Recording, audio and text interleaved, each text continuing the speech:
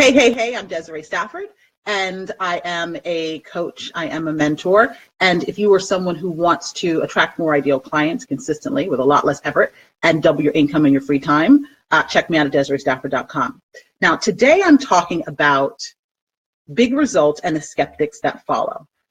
Because if you have been following me, I recently posted a big result. I booked over 6 figures in 2 weeks.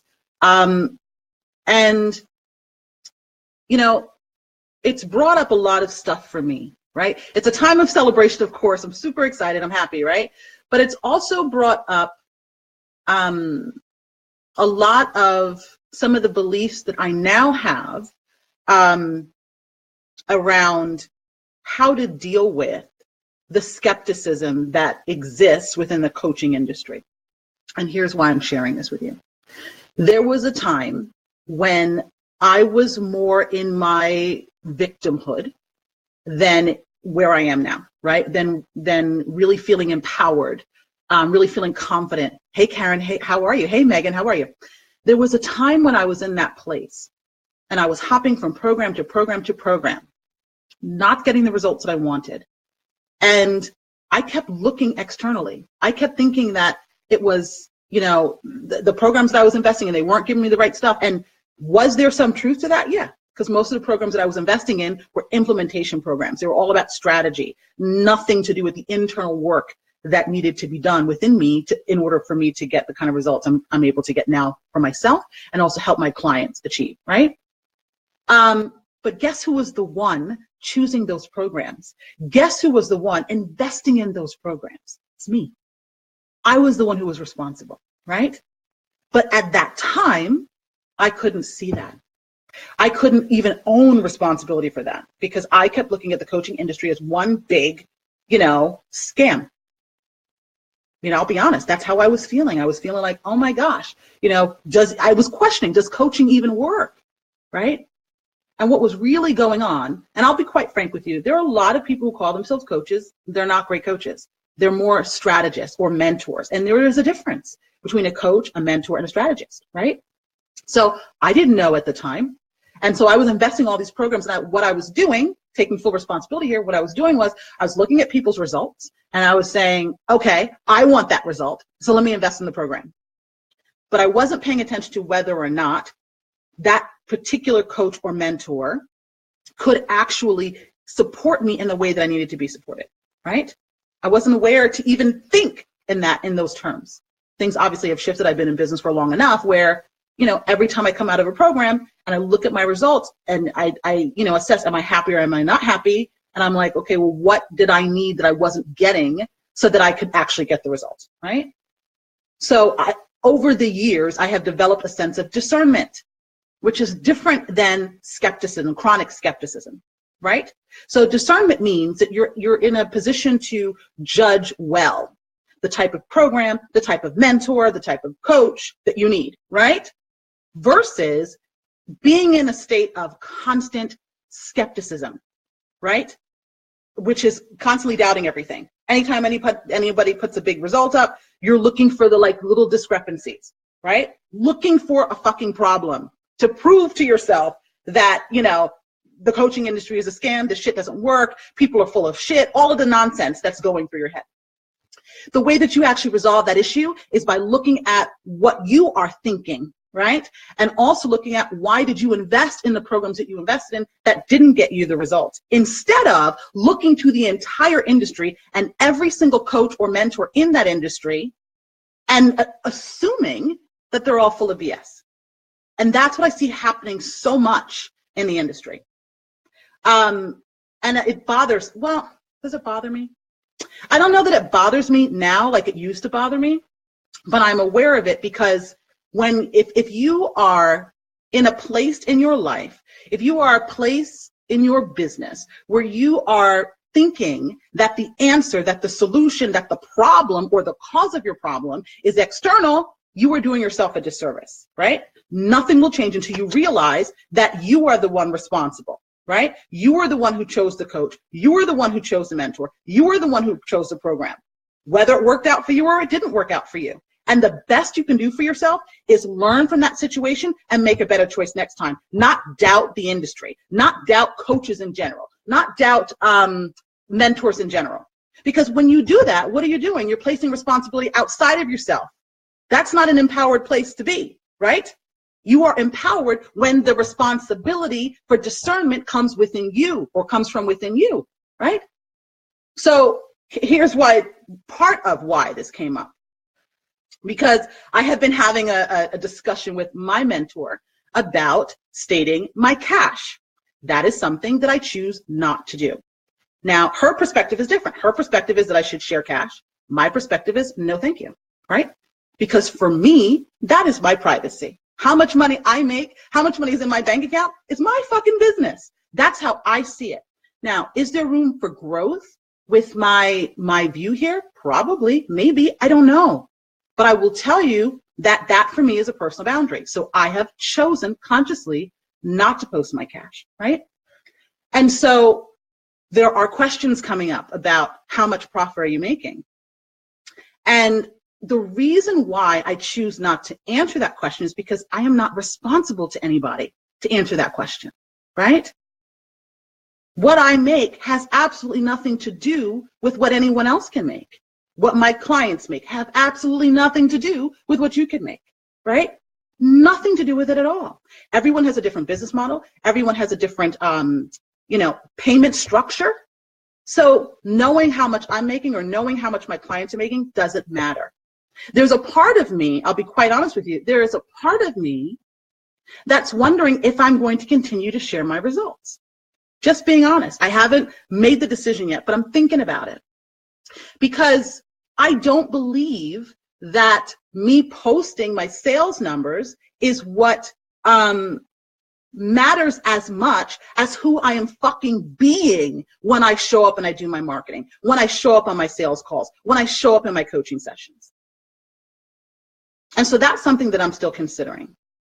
Because what most people are doing is they're thinking that, oh, well, she's talking about big results, so let me, hire her. Or because I don't have big results, I can't get, for example, there are a lot of people who think, well, I don't have big results, so I can't get clients because I don't have big results, which is not true.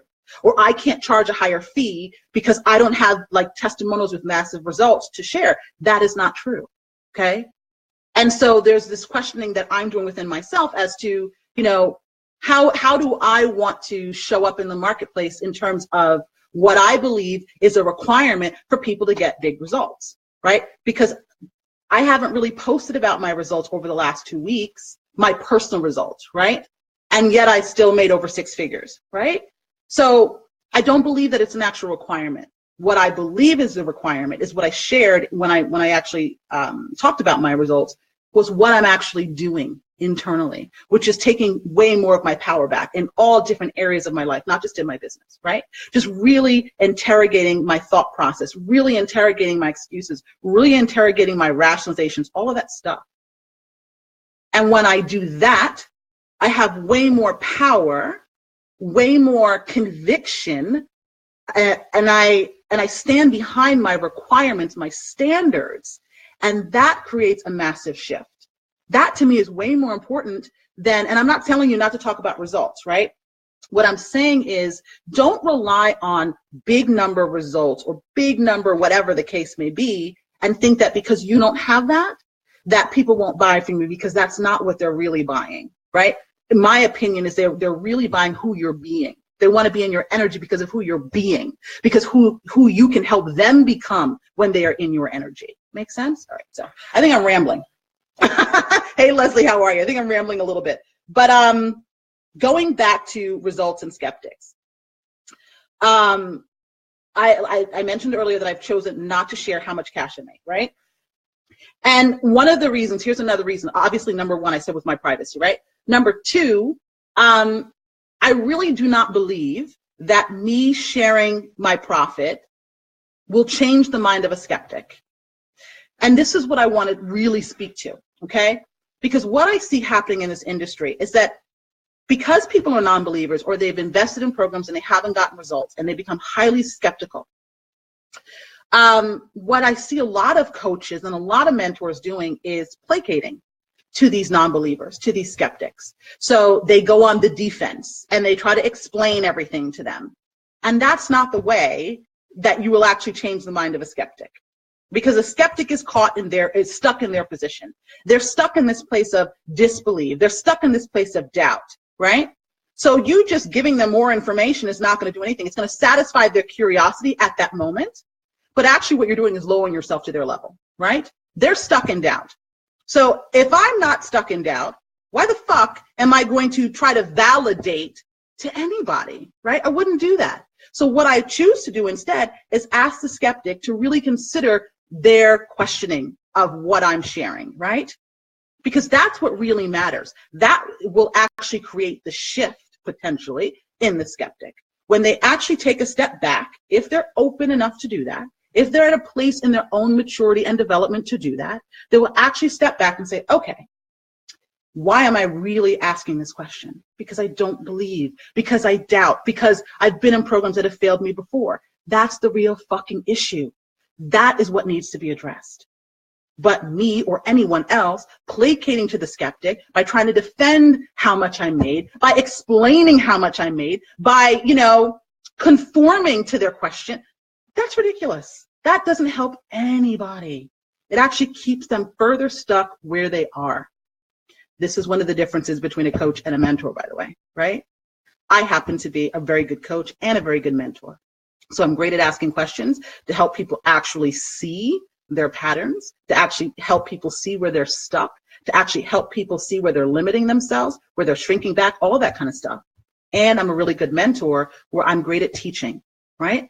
I know that about myself. Not everyone has that.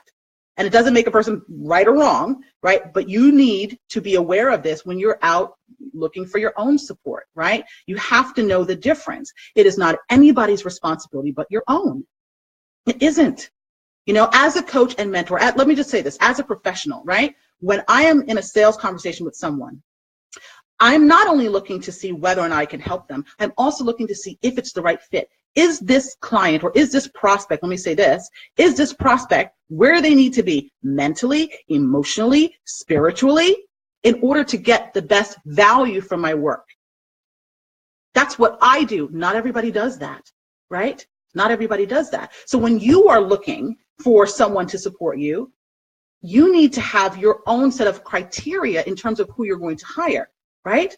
But you can't ask the entire industry as a whole to prove that to you. You can't. You just can't, right? You are responsible for yourself. Nobody else is, right? And when people ask, and sometimes it's even the way that people ask, right? There's this kind of like this expectation that that's something first of all, I am not required to share my sales results with anybody, right? I'm not. I do that because I'm celebrating myself. If you like it, great. If you don't, that's okay too, right? Actually, all of the marketing I do, if any of you guys have been following any of my trainings, I don't believe in the whole know, like, and trust factor. I just don't. I feel like when people, especially someone like myself, who's a former people pleaser, right? When we try to focus so much on the whole know, like, and trust factor, what are we doing? We're twisting ourselves into pretzels, hoping that some client is going to like us. It's bullshit, right? It's bullshit. It doesn't even make any sense. If you're trying to be liked, you certainly cannot stand in your power and help your client stand in their own. You can't do that from that place, right? So my entire position has been really to just show up being all of who you are. And I'm a very powerful person and I attract very powerful women. And sometimes when they're not ready yet, right? When they're not ready yet, we can clash, right? Which is totally acceptable. It's totally acceptable. But I don't have to back down to basically tap dance, right? For people to say, oh, yeah, I'm going to hire her because I like her. I don't even want you to like me.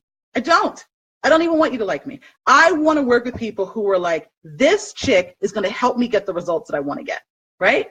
That's what I want when a client gets on the phone with me or when a prospect gets on the phone with me. That's what I really want, right? Because I'm not invested. I used to be, okay? I used to be more invested in whether or not people liked me. And so I used to be one of those coaches and one of those mentors who felt like I had to placate. when someone was questioning and I had to answer and I had to respond. Bullshit. I don't do that anymore, right? Because that's not in service to me, and it is not in service to the prospect. It doesn't help them. It doesn't help them move forward. It just, in that moment, satisfies their curiosity. And guess what? Tomorrow, they're going to still be skeptical. Tomorrow, they're still going to be doubting, right? They're never going to, unless somebody confronts them, they're never going to stop and check in with themselves. They're never going to start to look at, okay, well, why did I invest in this program that I didn't get results in? Why did I choose to do that, right? Because that's where it starts. I won't work with anybody who's not willing to take 110% responsibility. If somebody gets on the phone with me and they've been in programs and they haven't gotten the results and they're blaming the coach or the mentor or that other program, we can't work together. We can't, because the responsibility lies within you, right? You need to learn from whatever you needed to learn from that experience and then choose to move the fuck on. That's how it works, okay? Now, I will tell you that there was a time, and I think I've said this before today, there was a time when I used to be that person. I used to be the person who would blame the coach, who would blame the mentor, who would blame the programs. And then as long as I kept blaming everybody else, as long as I kept looking outside of myself, I stayed stuck because I wasn't taking responsibility. That's my point, right? So instead of tap dancing for people who are asking you questions or people who are challenging you or people who are questioning the industry or whatever the fuck may be, instead of placating to them, actually serve them by asking them the questions that are going to help them reflect instead of project onto everyone else, onto everyone in the industry, right? You don't have anything to prove to anybody, right? The thing that will make the difference between anyone's results is their own belief in themselves, their own belief in their gifts, their own belief in their ability to transform their clients. That is what makes the difference. Nothing else will do that. Nothing else will do that. Okay, so does anyone have any questions? Hey, Lisa, how are you? Does anyone have any questions? Hey, Layla, how are you? Okay.